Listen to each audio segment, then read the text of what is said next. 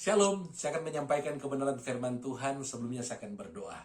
Roh Kudus, kenakanlah hambamu sebagai pakaianmu, agar apa yang menjadi kehendak Bapa di sorga, itu akan hamba sampaikan kepada umatmu. Dalam nama Tuhan Yesus, hamba sudah berdoa.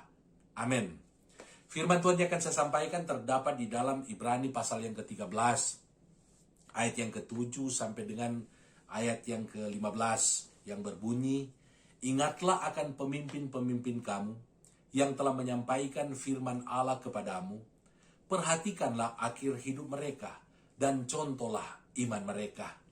Yesus Kristus tetap sama, baik kemarin maupun hari ini dan sampai selama-lamanya. Janganlah kamu disesatkan oleh berbagai-bagai ajaran asing, sebab yang baik ialah bahwa hati kamu diperkuat dengan kasih karunia dan bukan dengan pelbagai makanan yang tidak memberi faedah kepada mereka yang menuruti aturan-aturan makanan macam itu. Kita mempunyai suatu mezbah, dan orang-orang yang melayani kemah tidak boleh makan dari apa yang di dalamnya. Karena tubuh binatang-binatang yang darahnya dibawa ke tempat kudus oleh imam besar sebagai korban penghapus dosa dibakar di luar perkemahan. Itu jugalah sebabnya Yesus telah menderita di luar pintu gerbang untuk menguduskan umatnya dengan darahnya sendiri. Karena itu, marilah kita pergi kepadanya di luar perkemahan dan menanggung kehinaannya.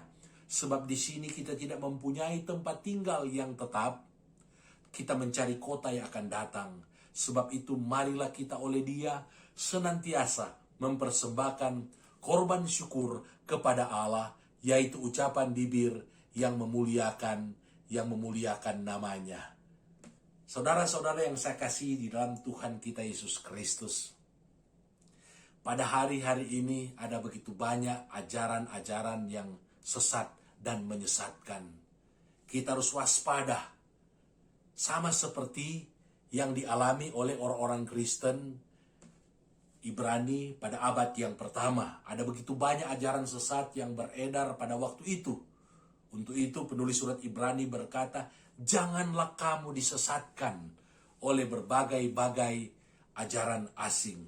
Nasihat ini juga sangat relevan bagi kita yang hidup pada saat ini. Janganlah kamu disesatkan. Janganlah kamu disesatkan oleh ilah-ilah zaman ini. Janganlah kamu disesatkan oleh ajaran-ajaran yang palsu, oleh ajaran-ajaran nabi palsu. Janganlah biarkan hatimu disesatkan oleh ajaran-ajaran yang tidak benar. Apa yang harus kita lakukan agar supaya kita tidak disesatkan oleh ilah-ilah zaman ini atau disesatkan oleh iblis? Ada beberapa kebenaran yang saya dapatkan dari Ibrani pasal yang ke-13, ayat yang ke-7 sampai dengan ayat yang ke-15, yang dapat kita pegang pada hari-hari ini, sehingga iman kita itu bukan akan merosot, bukan akan goyah ketika diperhadapkan dengan ajaran-ajaran yang palsu atau pergumulan-pergumulan dalam kehidupan ini, tetapi iman kita akan tetap kuat. Iman kita itu akan tetap berkobar-kobar. Iman kita itu akan tetap menyala di dalam kehidupan ini. Kebenaran yang pertama yang saya dapatkan dalam ayat yang ke-7. Firman Allah berkata, ingatlah akan pemimpin-pemimpin kamu yang telah menyampaikan firman Allah kepadamu. Artinya, kalau kita ingin memiliki iman yang kuat dalam hidup ini, maka kita harus memperhatikan kehidupan daripada pemimpin-pemimpin rohani kita. Baik gembala sidang, demikian juga pemimpin-pemimpin rohani yang ada di gereja, di tempat di mana kita digembalakan. Perhatikan kehidupan mereka. Perhatikan motivasi-motivasi mereka yang benar di dalam melayani. Perhatikan kehidupan mereka yang kudus, kehidupan mereka yang suci.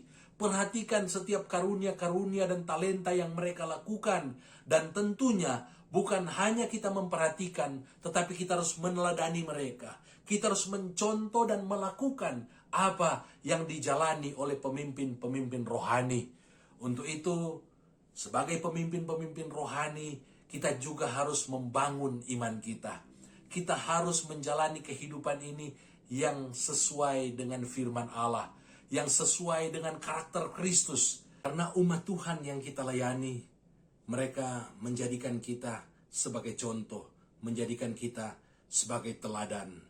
Jadi kalau hidup kita tidak benar, iman kita tidak benar, motivasi kita tidak benar, karakter kita tidak benar, bagaimana jadinya dengan jemaat-jemaat yang menjadikan kita sebagai contoh. Kemudian kebenaran yang saya dapatkan juga yang terdapat di dalam ayat yang ke-8. Kalau tadi kita meneladani pemimpin-pemimpin rohani kita, dalam ayat yang ke-8 firman Allah berkata, Yesus Kristus tetap sama, baik kemarin maupun hari ini, dan sampai selama-lamanya. Kita harus meneladani yang namanya Yesus Kristus. Di dalam Ibrani pasal yang ke-13, dalam ayat yang ke-13, dikatakan oleh firman Allah, karena itu marilah kita pergi kepadanya di luar perkemahan dan menanggung kehinaannya. Artinya, ini berbicara tentang salib yang dipikul oleh Tuhan Yesus Kristus. Ini berbicara soal penderitaan ketika dia mau menanggung dosa umat manusia di atas kayu salib. Kita harus meneladani Yesus, bagaimana dia adalah pribadi yang rela berkorban, rela menderita demi orang lain, rela menderita demi keselamatan orang lain. Demikian juga kita harus meneladani dia di dalam segala hal. Apa yang tidak ada pada pemimpin-pemimpin rohani kita, itu disempurnakan dengan kita melihat apa yang ada pada Yesus. Artinya, mari kita jadikan Yesus sebagai teladan yang sempurna. Ini juga seiring dengan apa yang disampaikan oleh penulis surat Ibrani dalam Ibrani pasal yang ke-3, ayat yang pertama, di mana dikatakan kita harus memandang kepada Rasul kita. Kita harus memandang kepada Yesus, Noesate. Kita harus memperhatikan dan meneladani Tuhan Yesus dalam segala hal. Apa yang menjadi pikirannya, perasaannya, hatinya, perkataan-perkataannya, sikap dan perbuatan-perbuatannya, tingkah lakunya, itu harus kita teladani dalam kehidupan ini. Dan kita tahu Tuhan Yesus tidak pernah kompromi dengan ajaran yang sesat. Kita tahu imannya tidak pernah runtuh, imannya tidak pernah goyah. Sekalipun dia harus mati di atas kayu salib demi menanggung dosa umat manusia pada usia 33 tahun. Tetapi imannya tidak goyah. Dia katakan, Bapa, kalau boleh cawan ini lalu, tetapi janganlah kehendakku yang terjadi, tetapi kehendakmu yang terjadi. Luar biasa. Iman yang seperti ini yang harus kita miliki pada hari-hari ini.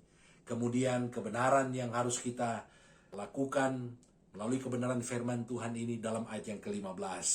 Firman Allah berkata, sebab itu marilah kita oleh Dia senantiasa mempersembahkan korban syukur kepada Allah, yaitu ucapan bibir yang memuliakan namanya.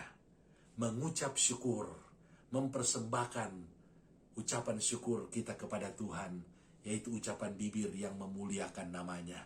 Ketika kebenaran-kebenaran ini kita lakukan, kita jalani dalam kehidupan ini, maka saya percaya iman kita itu akan tetap kuat. Iman kita itu tidak akan goyah. Kita tidak akan dikalahkan oleh ajaran-ajaran yang sesat. Kita tidak akan dikalahkan oleh dunia ini. Tidak akan dikalahkan oleh iblis. Tetapi justru kita akan mengalahkan dunia ini. Kita akan mengalahkan iblis. Kita akan mengalahkan ajaran-ajaran yang sesat. Karena iman kita itu kokoh. Iman kita itu bertumbuh. Dan iman kita kepada Yesus itu yang terutama di dalam kehidupan ini. Tuhan Yesus kiranya memberkati kita semua yang mendengarkan kebenaran firman Tuhan ini. Mari kita berdoa. Terima kasih Tuhan, hamba sudah selesai menyampaikan firman Allah. Biar firman Allah ini akan kami hidupi dalam kehidupan ini. Dan kami akan terus menjadi pemenang. Tidak akan disesatkan oleh ilah-ilah zaman ini. Tetapi justru kami akan menjadi pemenang. Kami tetap kuat dan kokoh di dalam iman kami kepada Tuhan Yesus Kristus. Dalam nama Yesus, hamba sudah berdoa dan mengucap syukur. Haleluya, amin. Puji nama Tuhan. Shalom.